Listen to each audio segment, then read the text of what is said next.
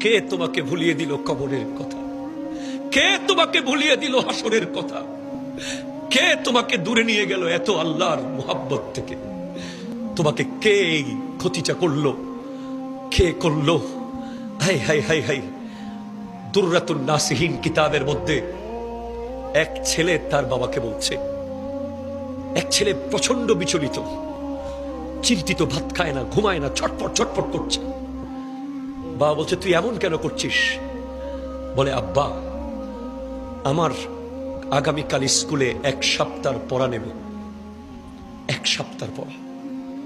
1 সপ্তাহে আমি যা যা পড়েছি ক্লাসে সবগুলোর কালকে উইকলি টেস্ট হবে, সাপ্তাহিক পরীক্ষা হবে। এই জন্য আমার ঘুম আসতেছে না, ছটপট ছটপট করছে,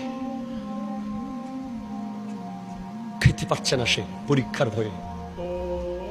তখন বাবা তাকে বলছে, হাই হাই হাই হাই বদনসিব, তুই মাত্র 1 সপ্তাহ পড়া দেওয়ার জন্য, পরীক্ষার জন্য কি চিন্তায় মগ্ন, আর আমি তো আল্লাহর দরবারে গিয়ে কিয়ামতের মাঠে 60 বছরের পড়া পরীক্ষা কিভাবে দেব? সন্তান বলছে, বাবা, আমার এই পরীক্ষায় আমি ভালো না করলে আমার রেজাল্ট ভালো হবে না। দুনিয়ার পরীক্ষা নিয়ে তোমরা কত চিন্তা করো।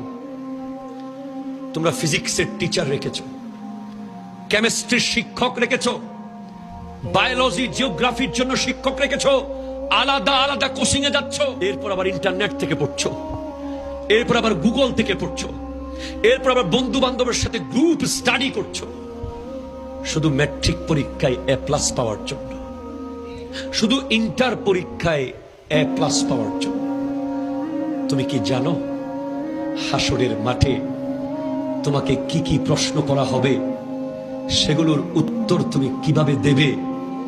তুমি কি প্রশ্নপত্র দেখোনি কোনোদিন? তুমি কি সিলেবাস সম্পর্কে জানো না? তুমি জেনে নাও, লা তাজুলু কদমা আবদিন হাত্তা ইউসআলা, বান্দার কদম এক চুল সামনে যাবে না 5টা প্রশ্নের উত্তর না দিয়ে। ওই ঘামের সাগরের মাঝখান থেকে তুমি চাইলেই চলে যেতে পারবে না দৌড় মেরে, তোমাকে 5টা প্রশ্নের উত্তর দিতে হবে। আল্লাহ বলবেন, কিরে, তুই 3 ঘন্টার ভিতরে ঢাকা চলে গেছিস টিকিট করে,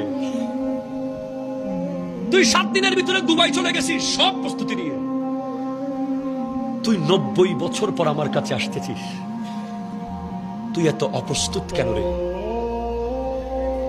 তুই কি 60